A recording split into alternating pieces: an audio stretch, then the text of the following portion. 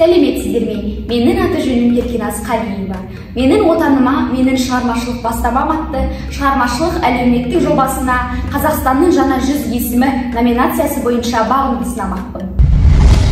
Әр заман, әр қоғам қай уақытта да өзінің жаңа есімін өмірге келіп отырады. Қазақстанның жаңа 100 есімі атты номинацияға кім лайықты деген сауалнаманы көрген кезде ойыма бірден Ырысбала Икрамбай ханым оралды.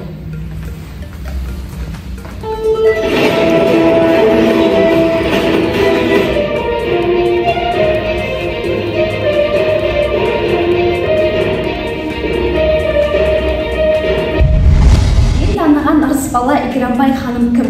Қандай адам? Қандай қасиеттерімен Қазақстанның жаңа 100 есімі атты байқауға ұсынып отқаным туралы айта кетейін. Ырысбала Икрамбайдың есімі неліктен танымал болып жүр?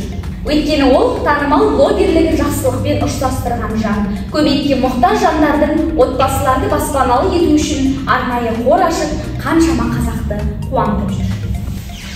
Ырысбала ханым бүгінгі күнге дейін жағдайлары өте төмен, немесе баспана алуға мүмкіндіктері жоқ, көп балалы немесе ата-анасының қамқорынсыз қалған 100-ге жуық отбасыға баспана сыйлады. Әрине, баспана сыйлады деген уақытта бұл жерде Ырысбала ханымның толықтай өз ақшасына алды деген сөз емес. Халықтың 100-200 теңгелеп қосқан қаражатын жинақтап, оған үй сатып алып, оның ішіне керек құралдарымен жабдықтап, және де зәру отбасыға сыйлайды. Батылдық пен қайсарлықты, мейірімділік пен адамгершілікті өз бойына ұстанған Ырысбала әпкемізге сөз кезегін берсек. Мемлекеттің басты қазынасы ол халық. Халықтың саны жоғары болмаса, біздің байлығымыз, пәленбай әлем бойынша 9-шы орын алып тұрған жер көлемімізде не пайда? Бұл қайырымдылық деген, волонтерлық деген президентіміздің өзі 2020 жылы қатты қолға алып, волонтерлікті өте қатты көтермеледі.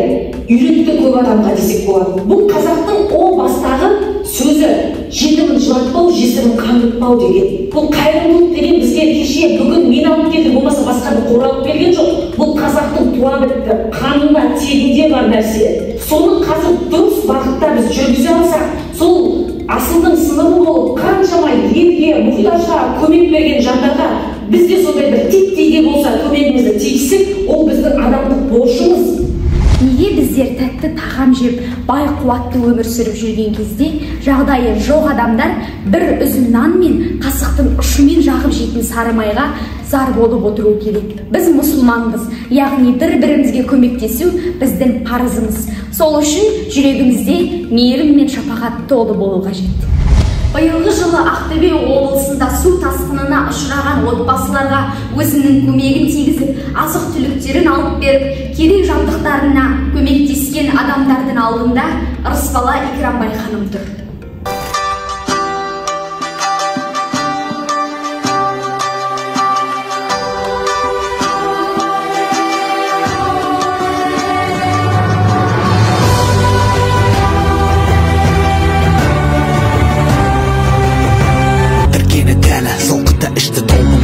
Тегі көшпелі беу ақау керім, тепті де білі жүр бұл даланың еркектер. Ләббәй Раббым, ләббәй дейтұғын, кешегілердің түпін құртқан мына жат ұғын. Ғонның еділінен білді кәм опық жерін, танып ал енді бұл даланың еркектер. Үргенейін қамшы жері, өлі жатып жері, байырға алып бер толқумен күн мөшері. Семсерінің әсері күшті деп айтпас еді, білмесе егер бұл даланың еркектер. Әскері жаушының игеріп таушының.